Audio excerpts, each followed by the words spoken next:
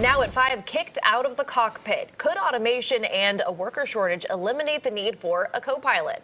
A recent report in Politico says manufacturers believe the move could improve safety. Airbus is already working on several projects overseas to increase onboard automation, including an autonomous takeoff. It could solve a lot of problems for understaffed airlines as the need for more pilots continues. But is it really a safer option to get rid of the co-pilots? Chief Transportation Correspondent Hawker Vanguard joins us now. And Hawker, this wouldn't be the first major advancement in the air travel when it comes to operating systems. Yeah, in the last 50 years, commercial aviation has seen a lot of changes to make things simpler, and it takes us back in time. So how did airlines evolve from then to now?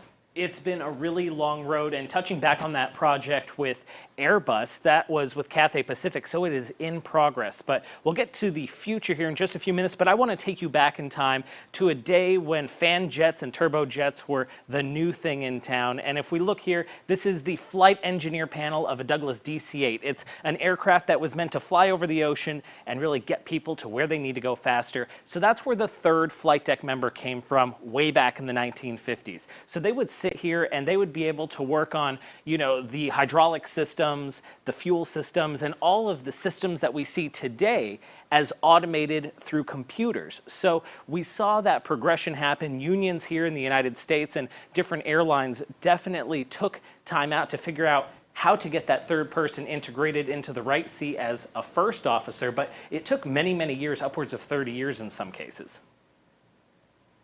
All right, and Hawker Airlines have certainly come a long way from that first commercial flight. Yeah, and at what point did aircraft manufacturers realize that a two-person crew would be the future? It was actually with the 737. It's still one of the most widely used aircraft and manufactured aircraft in the world. And that was in the late 50s when everybody started to say, hey, what do we need that third person on the flight deck for? So that's when that workload really started to kind of take a shift. So with the 737 and all modern jetliners, you can see here that we have an overhead panel that includes everything that we would have had on that flight engineer panel. So the systems became more efficient and they became automated. So another thing they looked at when they were making all of those research pieces in the 50s were distraction. And in some case, the researchers really determined that the flight engineer could be a distraction that led to object fixation. That's when a technical problem that needs troubleshootings takes everybody's attention off of flying the plane. So in some cases, nobody was flying the plane, even with 3 people on the flight deck. A really good example of that was Eastern 401. It was a small light bulb that caused the crash of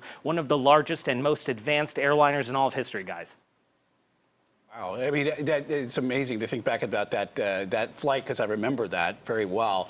But change never comes easy, as we all know. But what is the real likelihood that we see major airlines dropping their co-pilot? Yeah, what roadblocks and other safety issues are at play here? Because when we first heard about this, we said, is that really a good idea? Yeah, it's something you see in the movies, and can the stewardess fly the plane, or somebody on board know how to fly the plane? And in these days, we're looking to AI and technologies that could help there. But we're looking specifically at instances of pilot incapacitation and somebody who can take over in the event a pilot has a medical issue. And with the population of pilots not getting any younger and retirement age keep getting pushed further and further, we look to issues like the time an American Airlines pilot passed away in flight a few years back. There was actually 2 instances. One where a flight was going to Albuquerque from Dallas, and another one that was going from Phoenix to Boston. And these types of things we really look deeply at when it comes to having 2 people on the flight deck. In the United States, I don't see it moving anytime soon due to unions. Overseas, though, that's a whole nother story. But yeah, we'll send it back to you for now, guys. Yeah, you can see the passengers also might have something to say about it, too. Yeah, It's a lot of pushback. All right, Hawker Vanguard, Chief Transportation Correspondent, thanks for that report. Airlines are warning about possible mass flight cancellations related to the new 5G cellular networks going online next month. The FAA says it's concerned those towers could interfere with airline safety. Officials have issued a temporary order for pilots not to use their altimeters when landing starting in January, and it's still unclear how those towers could interfere with the onboard systems.